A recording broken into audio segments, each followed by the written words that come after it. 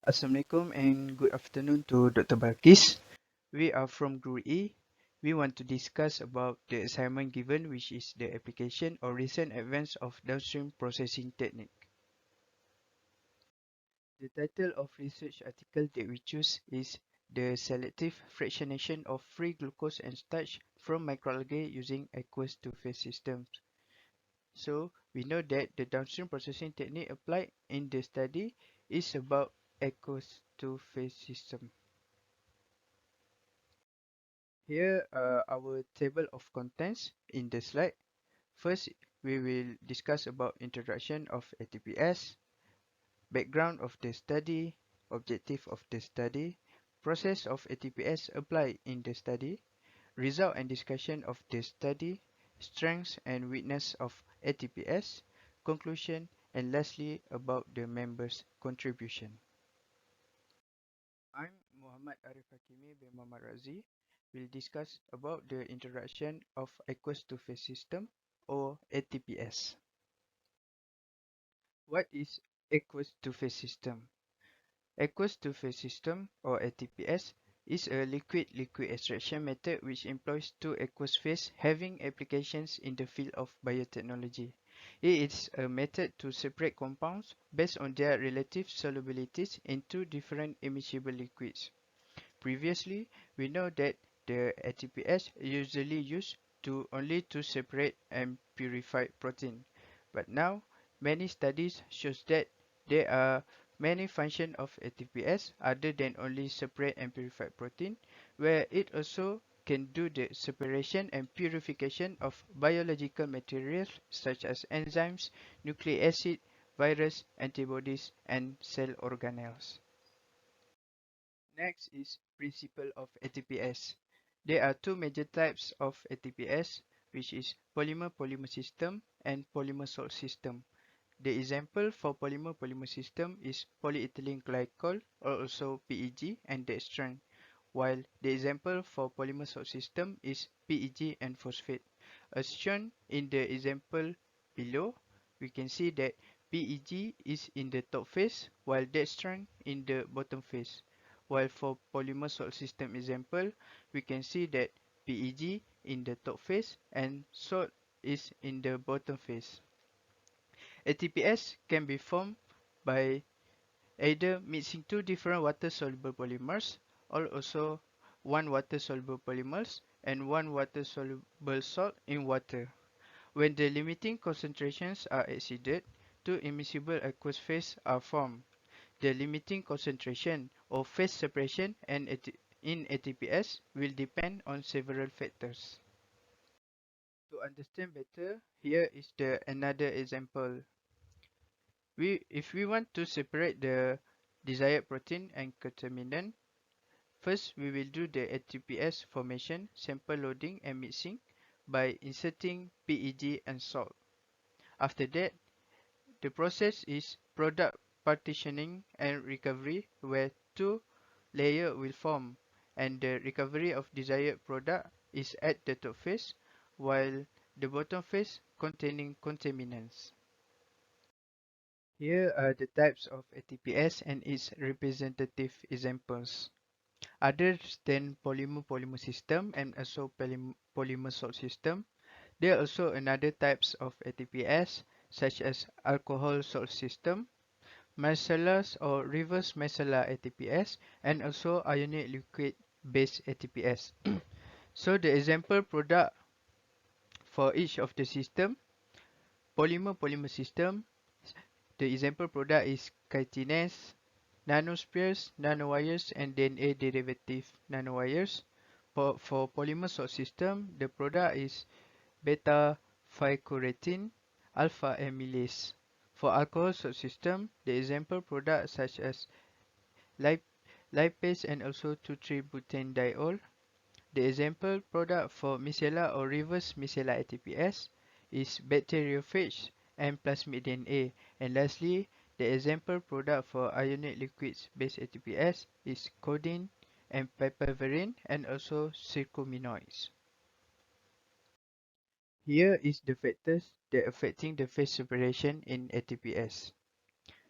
The factors can resulting in different volume ratios or concentration between the top phase and the bottom phase. It either the top phase can be higher than the bottom phase or the bottom phase can be higher than the top phase in terms of concentration and also volume ratios. Phase diagram of LTPS. Phase diagram is like a fingerprint to a system under a specific condition, such as the condition of temperature and also condition of pH. Phase diagram is unique for different set of condition of a system where it can be a potential working area for specific set of LTPS. It also provides a set of information such as the concentration of the components for two-phase formation and their concentration in the top phase and the bottom phase.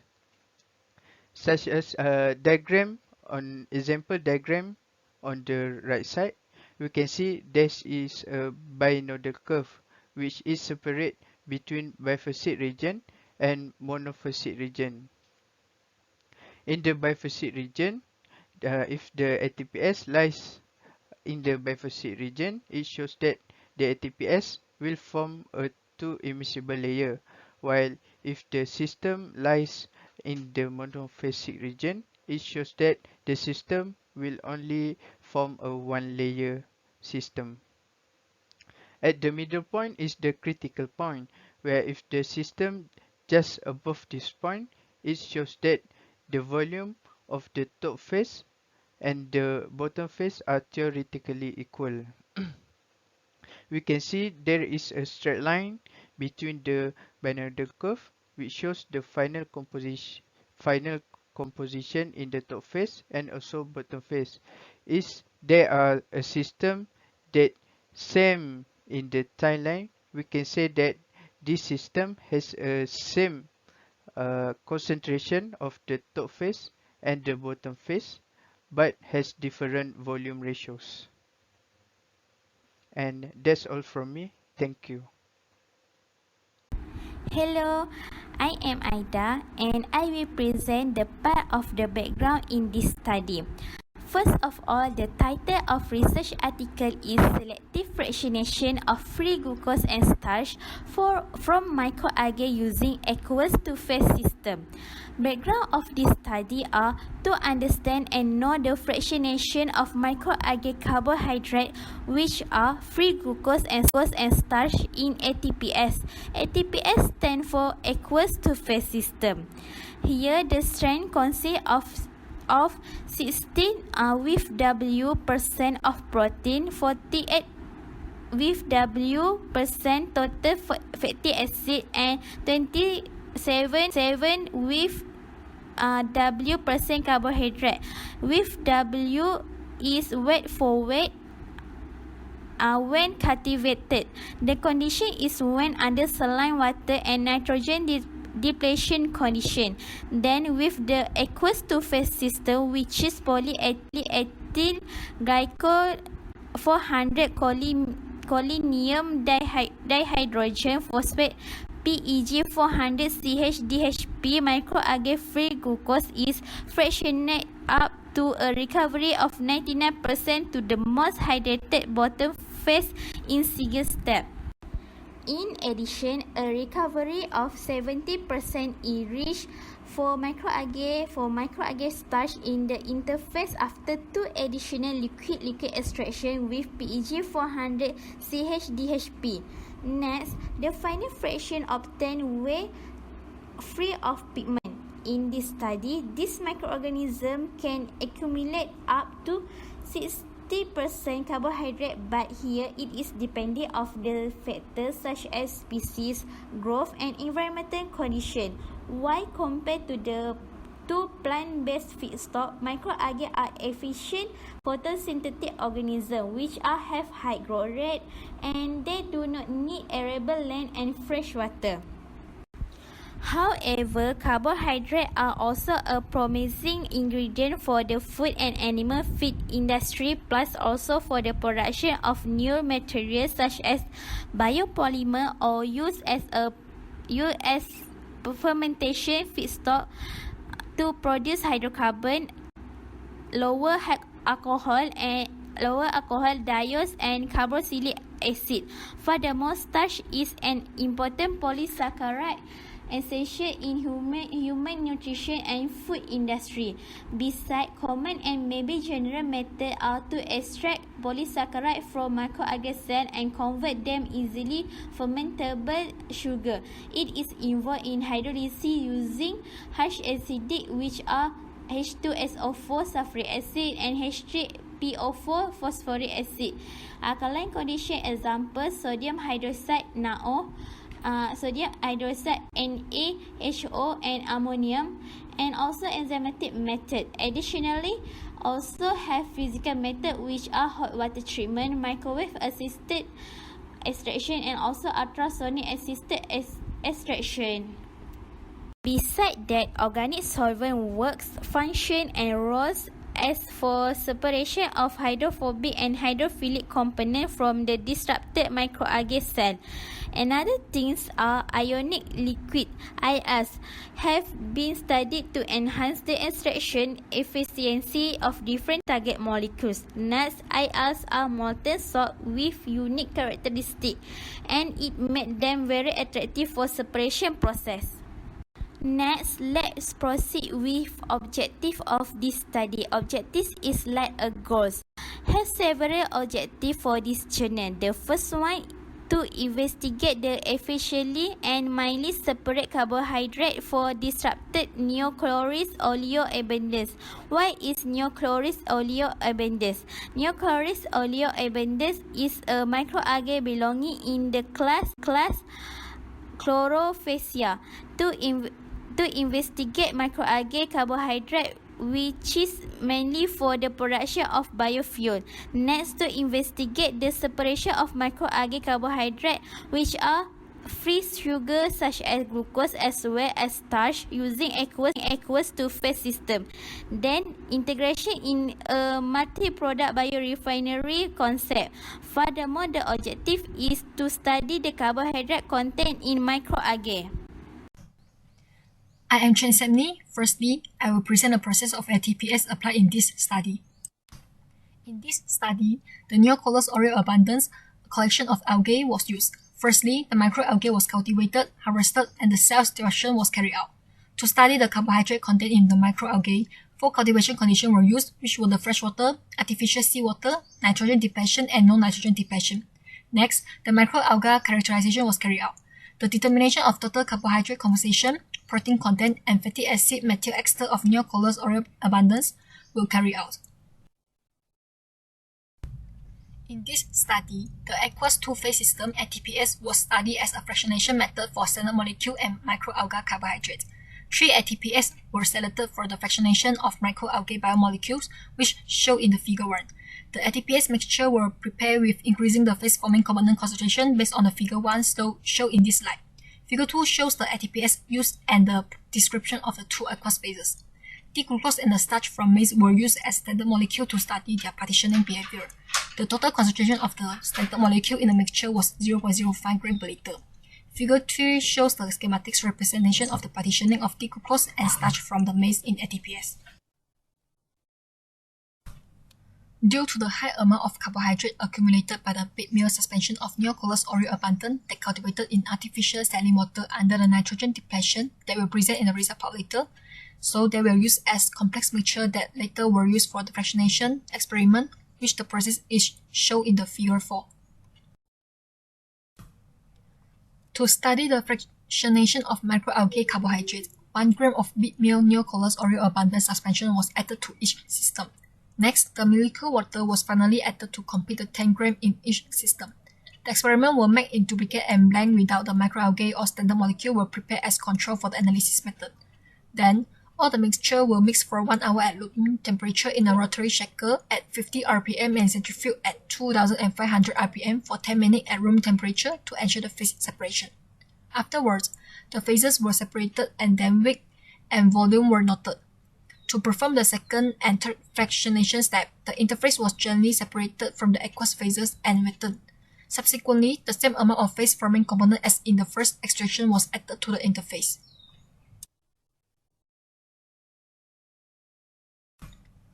In the separation of carbohydrate from microalgae using LTPS, an interface was formed. This interface was carefully separated from the aqueous phases and its glucose content and starch content were analyzed. Next, I will briefly present a result and discussion of this study. The microalga composition was determined by characterization of microalga. Based on the figure 5, which presents the biochemical composition of neocolous oil abundant cultivated under 4 different conditions. Under the saline and nitrogen depletion conditions, the neocolous oil abundant accumulate more carbohydrate and lipid while the protein content decreases. The carbohydrate composition of neocolous oil abundant in different cultivation conditions performed in duplicate is presented in figure 6. The microalgae cultivated in artificial saline water under nitrogen depletion achieved the highest content of total carbohydrate, with glucose as the most abundant monosaccharide after hydrolysis. This glucose is stored in the microalgae part of a polysaccharide, which is the starch, or as monomer, which is the free glucose. Figure 7 shows the extraction efficiency of D-glucose and microalgae free glucose with the glucose partitioning to the bottom phase. Both of them migrate preferentially to the most hydrate phase, which is the bottom phase due to the strong molecular interaction between the monomerase sugars and the water. Based on the result, the high recovery of D-glucose were obtained in the bottom phase after a single step of LTPS. PEG400-CH-DHP concentrated the highest amount of free sugars from microalgae in the bottom phase due to the highly hydrophilic property of chlorinium-based ionic liquid.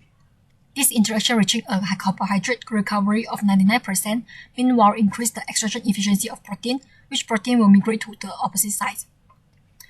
Figure 8a shows the distribution of microalgae starch in the 3 phases form. The disrupted microalga suspension added to the LTPS from 3 phases, which are the top, bottom, and interface which located between the top and bottom phases. Up to 86% of the microalgae starch was concentrated in the interface in a single step iodylate 221 Pg citrate ATPS due to its low solubility in the aqueous solution used. Figure 8b shows the partitioning behavior of purified starch from maize and a big meal microalgae suspension. The maize starch added to the ATPS precipitated below the bottom phase, and additionally a small layer in the interface was observed that may be caused by other non-soluble components in the microalgae. To further improve the purification of microalgae carbohydrates, which were starch and free glucose, 2 extra steps of fractionation with LTPS were performed. Figure 9 and Figure 10 show the extraction efficiency of glucose and starch from big meal suspension among the 3 phases in 3 fractionation steps by PEG400-CH-DHP respectively. Based on Figure 9, it was observed that up to 99% of microalga free glucose was recovered in the bottom phase in a single step LTPS, which was explained by the ability of this biomolecule to form hydrogen bond with water. Based on Figure 10, it was observed that up to 70% of the total starch content was simultaneously separated and concentrated at the interface free of pigment after 3 ATPase steps. The purification of starch increases with the number of steps due to the fractionation of other components of the microalgae to the aqueous phases. Figure 11 shows the carbohydrate purification in 3 fractionation steps. After the third ATPase step, the green characteristic color appeared from the interface and a whitish emulsion-like solid was observed in the interface.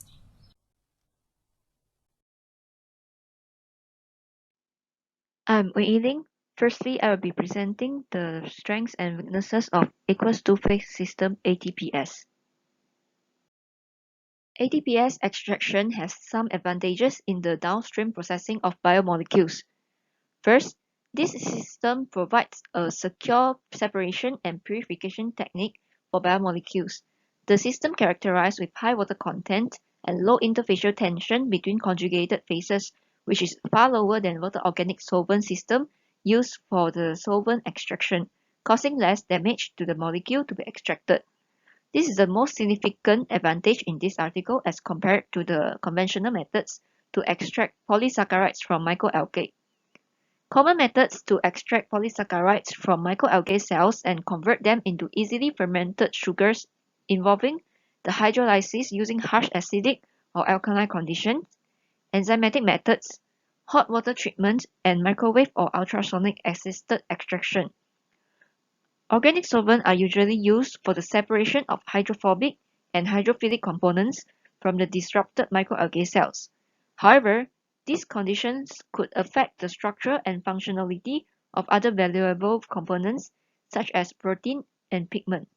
Because of the main component of ATPS is water, it emerged as a more biocompatible method, which providing a mild environment for the biomolecule and prevent them from denaturation. Besides, high selectivity is possible with ATPS by altering the properties of the system. Specialized systems may be developed by varying factors such as temperature, degree of polymerization, and presence of certain ions to favor the enrichment of a specific compound into one of the two phases. It is particularly powerful compared to other methods such as centrifugation and electrophoresis. This is due to many factors playing a role in partitioning, which result in ATPS being a highly customizable system. This system also increases biomolecules recovered in a highly purified form. The polymer layer stabilizes the extracted molecules, favoring a higher concentration of the desired molecule in one of the layers and resulting in an effective extraction. In addition, due to a few steps of unit operations, ATPS decreases energy consumption, reduces waste, and minimizes cost. ATPS require low energy input and easy to scale up, making them applicable to a number of applications. It can be used in combination of other separation methods such as liquid chromatography, packed column, and magnetic particle adsorption. However, the development and application of the ATPS having some drawbacks due to lack of information about the exact mechanism of partitioning and unpredictable. Predicting the partitioning of biomolecules in ATPS can be difficult. This is especially true for the larger molecules. The macromolecules partitioning is more variable than that of smaller molecules because their distribution is decided based on several parameters of the phase system's properties and that of the substance properties, as well as the interaction between these two. The number of parameters making the predicting partitioning to be complex. Besides, there may be some difficulties during the large scale-up of the ATPS in the industry, especially for the polyethylene glycol sort systems that causing the corrosion of equipment and precipitation of target product. The implementation of the ATPS in the large scale may cause environmental problems due to the great amount of chemicals which are salts and polymers needed to phase forming and the high cost resulting from effectively recycling. To conclude this study, the separation of microalgae carbohydrates which are free glucose and starch in 3 biocompatible ATPS is reported. This article also demonstrated that ATPS is a promising separation method for carbohydrates and other components from the microalgae.